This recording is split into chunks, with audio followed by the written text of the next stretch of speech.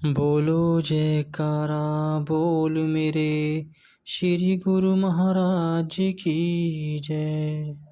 गुरुमुखो, जिस सेवक का सद्गुरु के चरणों में प्रेम है वह नाम का अभ्यास करे। नाम का अर्थ है मैं नहीं हूँ। संतों का फरमान है कि भगवान को अहंकार नहीं सुहाता। जहाँ नाम होगा वहाँ अहंकार नहीं होगा। सेवक को अपनी सुरती नाम में ऐसी जोड़नी चाहिए जिससे केवल तू ही तू रह जाए और मैं भूल जाए। इसी को कहते हैं सच्चा प्रेम। आत्मिक लाभ हानि की पूर्ण जानकारी सद्गुरु को होती है। जीव की प्राय यही दशा होती है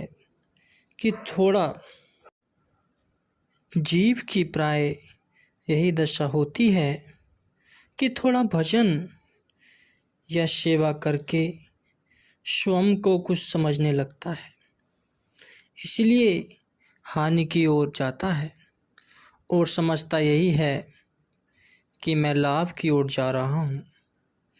यदि हृदय में दीनता धारण करोगे तो सुरक्षित रहोगे। जिसको प्रभु प्राप्ति की अभिलाषा हो उसे अन्य सभी इच्छाएं त्याग देनी चाहिए। यदि स्वयं को प्रेम रंग में रंगना चाहते हो तो पहले मोह ममता की मैल को सत्संग रूपी सरोवर पर जाकर धो। कुर्बानी किए बिना सफलता कदाचित नहीं मिल सकती। आत्मिक शक्ति की प्राप्ति के लिए कम खाना, कम बोलना और कम सोना आवश्यक है।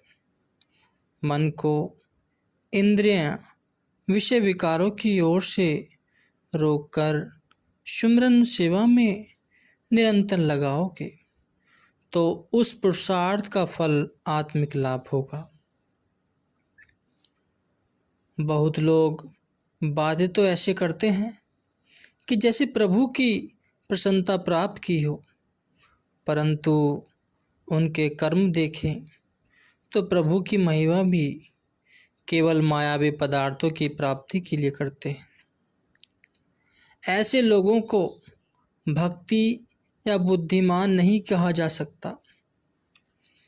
सुमिरन में महान शक्ति है। जैसे लोहा लोहे से काटा जाता है, इसी प्रकार नाम के सिमरन से अन्य सभी मायावी विचारों को काट दो। घंटा, 2 घंटा, 3 घंटा भजन करके शेष समय सेवा, सत्संग, स्वाध्याय में अपने मन को लगाकर मालिक से दिल की तार जोड़े रखो तो आत्मिक शांति बनी रहेगी। जिस मन रूपी शत्रु ने कई जन्मों में तुम्हें धोखा दिया है उस पर विश्वास न करो। दृढ़ विश्वास करके गुरु शब्द से उस पर विजय प्राप्त कर लो। मन भजन में न लगे तो बार बार लगाओ। एक दिन ऐसा आएगा कि मन भजन के अतिरिक्त अन्य किसी कार्य में नहीं लगेगा। जो बीती सो बीती, शेष श्वास मालिक को अर्पण करो। शांति के अमृत से जीवन को मधुर बनाओ। लोगों से विचार का आदान प्रदान करने से अच्छा है कि एकांत में प्रभु का चिंतन करो। भजन के समय शरीर को सावधान और सीधा करके बिठाओ। मन को सावधानी से मस्तिष्क में दोनों भ्राकुटियों के मध्य में स्थिर करो। जैसे परीक्षा का दिन निकट आने पर बालक अधिक पढ़ाई करते हैं, वैसे ही सेवक को भी चाहिए कि जैसे जैसे जीवन के दिन व्यतीत होते जाएं, वैसे वैसे अभ्यास के लिए समय और पुरुषार्थ बढ़ाते चले। गुरुमुखो, जो कुछ प्रभु प्रदान करें उसे प्रसाद समझ प्रसन्नता से खाओ। खाते समय क्रोध न करो, चिंताएं भुला दो, हंस हंस के खाओ तो उसमें अमृत सम स्वाद आएगा। यदि अपने अशुभ विचारों पर नियंत्रण करोगे तो कुकर्मों से बच जाओगे और दंड नहीं पाओगे। मन को सुमिरन करने का स्वभाव तो है ही, फिर क्यों न उससे लाभ उठाया जाए। जैसे चलती हुई रेल का कांटा बदलने से रेल एक ओर से दूसरी ओर चली जाती है, इसी प्रकार मन के सुमिरन का कांटा विषय विकारों से बदलकर नाम स्मरण में लगाया जाएगा तो 84 से बचकर परम पद को प्राप्त करोगे। कहावत है कि जैसा अन्न वैसा मन।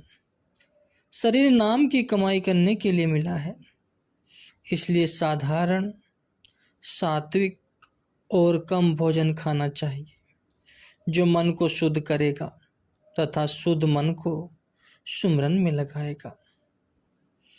पूर्ण एकाग्रता से सुमिरन करो तो अथाह शक्ति उपलब्ध होगी। सांसारिक दुख आपके सम्मुख ठहर नहीं सकते। कई कहते हैं कि मन नाम में नहीं लगता। मन लगे या ना लगे, तुम उठो मत, तन को बरजोरी बिठाओ तो मन भी एक दिन स्थिर हो जाएगा, मन भी एक दिन लगने लग जाएगा।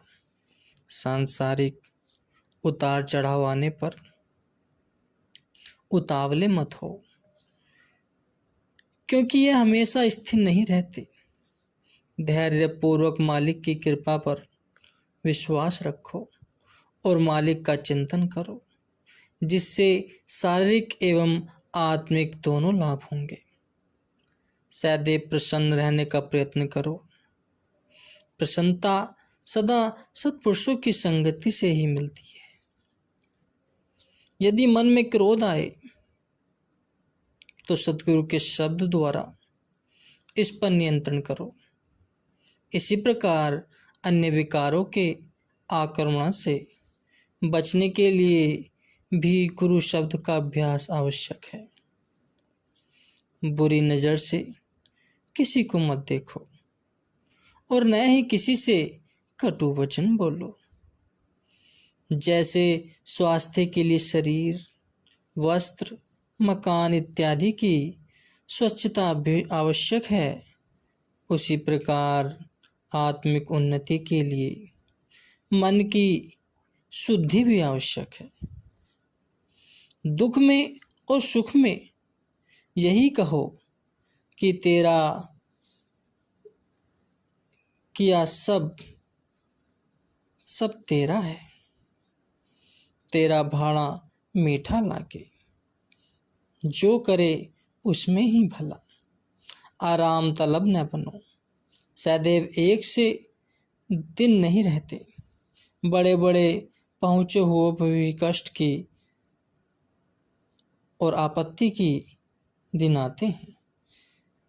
यदि गर्मी सर्दी दुख सुख सहन करने का स्वभाव बन जाएगा तो कठिनाई न होगी। शरण पड़े की लाज प्रभु रखते आए हैं। तुम भी पूर्णतः मन से चिंता और चतुराई त्याग, उनकी समर्थकता में विश्वास रखो। आपा भाव त्यागो तो निस्तार हो जाएगा। गुरुमुखो, अभ्यासी पुरुष जो कि अभ्यास में शामिल रहते हैं, संसार में यदि उनका कोई प्रिय संबंधी चल बसे तो उसे कोई शोक नहीं होता, क्योंकि उसका मन सच्चे नाम के अभ्यास में लगा होता है। सद्गुरु के समान परोपकारी इस संसार में कोई नहीं, क्योंकि उनके उपकार में जीव कल्याण की भावना निहित है।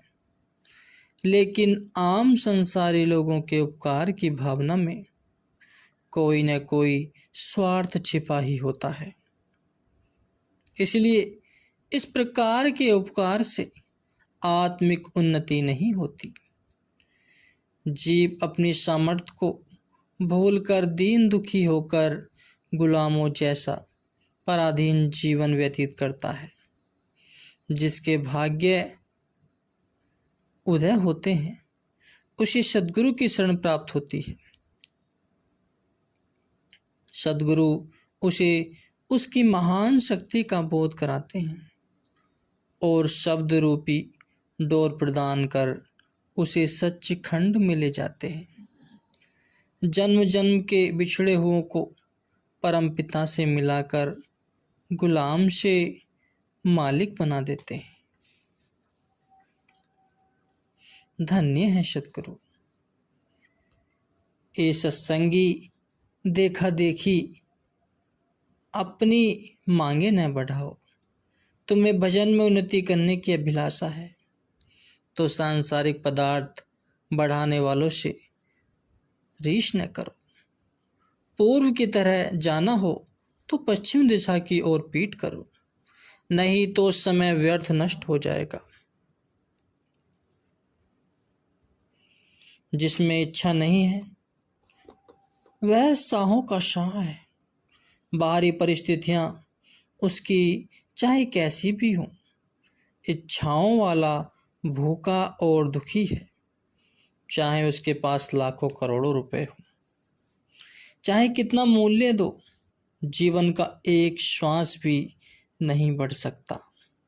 ऐसे अमूल्य श्वासों की कदर करो और इन्हें गुरु शब्द में लगाकर अपना जीवन सफल करो। सांसारिक वस्तुओं में से कोई भी वस्तु परलोक में साथ न देगी, उसके लिए पाप न करो, नहीं तो हिसाब किताब देते समय पश्चाताप करना पड़ेगा।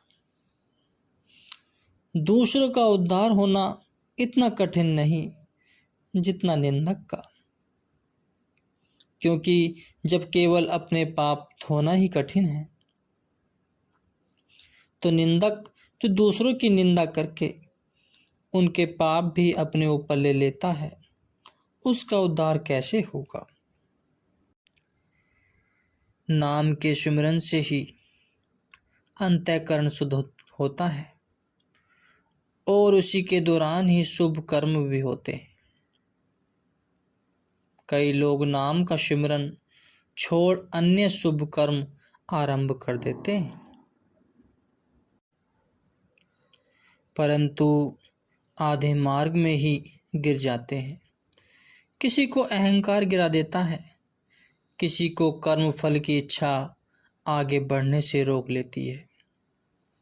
संतों ने नाम के सिमरन पर जोर दिया है, इसलिए नाम का सिमरन करना जड़ को पानी देना है और नाम को विस्मृत कर शेष कर्म करना पत्तों को गीला करना है। भजन में उन्नति चाहने वालों को कम बोलने का स्वभाव बनाना चाहिए। जिन बातों से तुम्हारा काम नहीं उसमें व्यर्थ हस्तक्षेप न करो। अपने जीवन का एक एक श्वास सोच समझकर खर्च करो और लाभप्रद सौदा करो। इससे आपका जीवन सफल हो जाएगा गुरुमुखो।